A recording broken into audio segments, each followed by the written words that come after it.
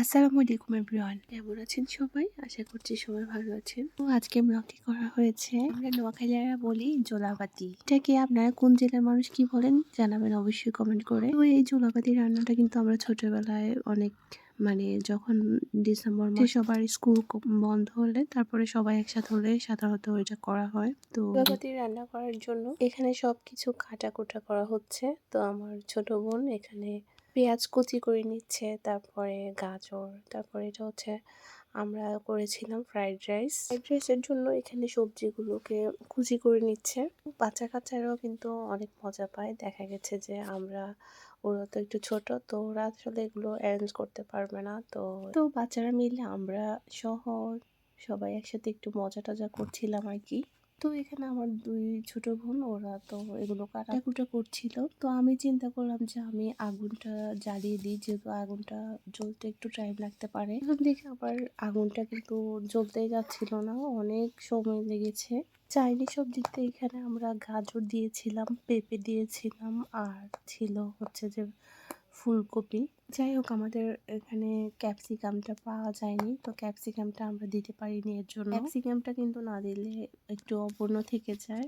তারপর কিছুই করার নেই, যেহেতু এখানে আসলে পাওয়া যায়নি, এই জন্য আসলে দিতেও পারি নাই। তো এইদিকে আমি আগুনটা জ্বালানোর চেষ্টা করছিলাম। এই যে প্রথম দিকে আমি অনেকগুলো পাতা দিয়ে আগুন দিচ্ছিলাম, তারপরে চিকন চিকন অনেকগুলো লার্কি দিয়ে দিলাম। তো এই আসলে আগুনটা একটু জ্বালতে একটু টাইম লাগতে পারে, তো এই জন্য আসলে অনেকগুলো পাতা দিয়েছি। তো এখান দিয়ে আমি তো আগুন নিয়ে যুদ্ধ করছি, আগুনটা ভালো করে জ্বালানোর চেষ্টা করছি। বাতাসের জন্য আগুনটা কিন্তু জ্বলতেও চাচ্ছিল না। অনেকক্ষণ চেষ্টা করার পর আগুনটা মোটামুটি একটু ভালোভাবে জ্বালাইতে পারছি। আগুন ভালোভাবে না ধরলে তো আসলে যখন রান্না করতে যাই তখন আসলে ধোঁয়ার একটু বন্ধ হয়ে যাবে। ভালো করে একটু আগুনটা জেলে তারপরে আমরা রান্নাটা বসিয়েছিলাম। তো এদিকে আমার ছোট বোন চিকেন ম্যারিনেট করছে। ও চিকেনটা ম্যারিনেট করে নিয়েছেন, তো আমি এখান দিয়ে চিকেন গুলো আস্তে আস্তে ভাজাটা শুরু করে দিয়েছি। আগুনটাও মোটামুটি ভালোভাবে ধরেছে, তুমি পারফেক্ট ভাবে আগুনটাও জ্বলছে।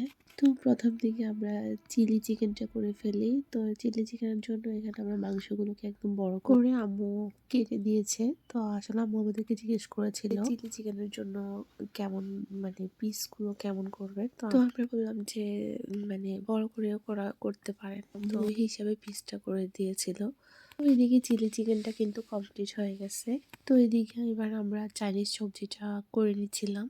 চাইনিজ সবজিটা করার জন্য সবজিগুলোকে আগে সিদ্ধ করে নিয়েছি, পরে তো চাইনিজ সবজিটাও কিন্তু হয়ে গেছে। তো এদিকে ফ্রাইড রাইস করার জন্য এখানে কয়েক প্রকারের সবজি, তারপরে হচ্ছে এগুলো আগে ভেজে নিয়েছিলাম। সবজিগুলো যখন ভাজা হয়ে গেছে এবার এখানে আমরা রাইসটা দিয়ে দিলাম। তো রাইসটা ভালোভাবে একটু নেড়ে দিতে হবে, যেহেতু পাতিলটা অনেক বড়। তারপর একটু ভালোভাবে একটু মিক্স করে নিতে হবে।